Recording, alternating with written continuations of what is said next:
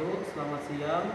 Di kesempatan kali ini saya akan membawakan presentasi terkait database yang sedang saya buat, yakni dengan tema sistem pengolahan data penyu untuk pusat penangkaran. Sebelum masuk ke materi, perkenalkan sebelumnya, nama saya Daniel Zinafari dengan NIM akhir 098. Kita langsung masuk ke latar belakang. Latar belakang penyu terus menurun akibat penurunan pencemaran dan kerusakan habitat. Pencatatan data penangkaran yang masih manual membuat informasi rentan, hilang, dan sulit dianalisis.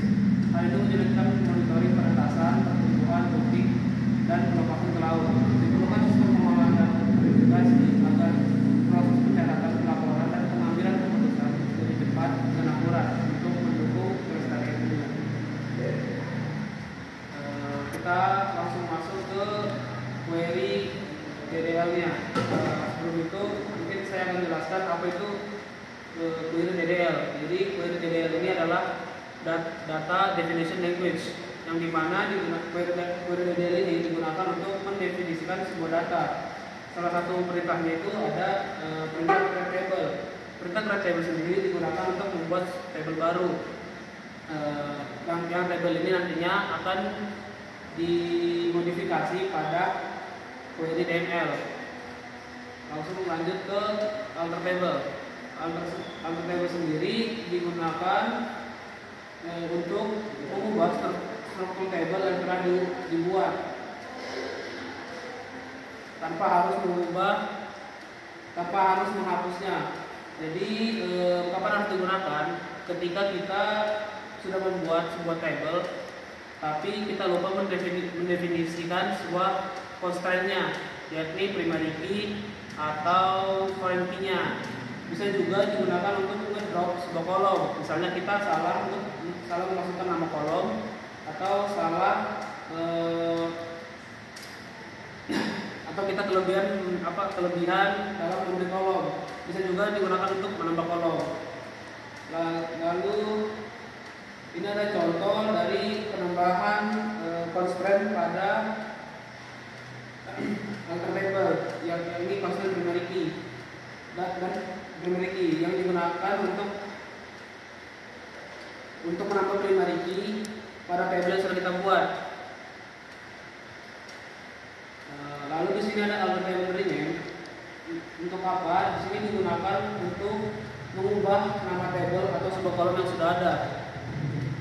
Di sini contohnya ada dalam penerapannya di sini ada alter table to key, rename kolom keterangan to terus lanjut di sini ada drop table. Drop table sendiri digunakan untuk menghapus table beserta semua data dan struktur dari database-nya. Dari struktur dari table sendiri. Setelah dieksekusi, table akan benar-benar hilang.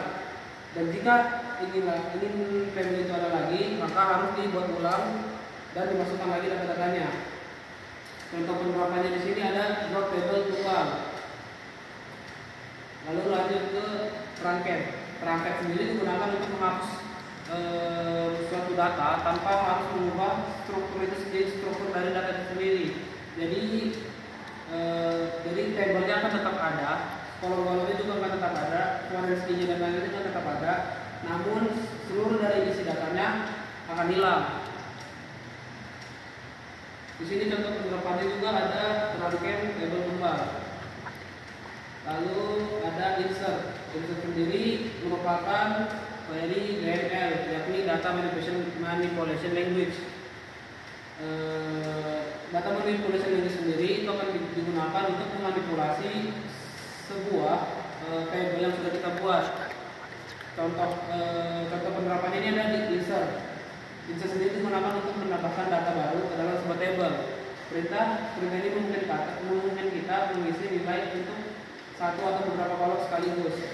Jadi contoh penerapannya ini ada input topik dengan values-nya itu dengan kolom yang akan diisi itu ada di topik, ID kelompok, tanggal menetas, jenis kelamin, dan sebagainya. Lalu lanjut ke table update. Table update sendiri digunakan untuk memperbarui sebuah data yang sudah ada di dalam sebuah table. Kita dapat mengubah suatu kolom atau beberapa kolom sekaligus, tetapi harus berarti karena jika kita untuk menambahkan polar aware, bisa jadi semua data yang ada dalam sebuah table itu akan berubah. Contoh penerapannya di sini ada lokasi bertelur dan di kita mengubah statusnya menjadi rawan, di mana di lokasi ID yang pertama. Lalu lanjut ke query delete. Delete sendiri digunakan untuk menghapus data baris dari sebuah table. Perintah ini termasuk kategori DML, data manipulation linkage, karena memanipulasi sebuah data bukan strukturnya. Di sini contoh penerapannya kita menghapus lokasi bertelur di mana di ID ke-3. Lalu lanjut ke select. Nah, select sendiri digunakan untuk mengambil atau menampilkan sebuah data dari table. Contoh penerapannya di sini ada select from kelompok telur, maka dia akan menampilkan seluruh table dari kelompok telur. Terus ada find table. Find table sendiri menggunakan fitur yang sudah disediakan oleh Apex Oracle. Untuk apa? Gunanya untuk mencari table yang telah kita buat table yang kita buat pada suatu skema. Lalu terakhir ada kesimpulan. Berdasarkan dari praktikum yang telah dilakukan, dapat disimpulkan bahwa penerapan bahasa SQL sangat penting dalam pengelolaan basis data. Pada tahap DDL berhasil dibuat beberapa tabel yang saling berrelasi melalui primary key dan foreign key, serta dilakukan modifikasi struktur table dengan perintah add table drop dan rocket.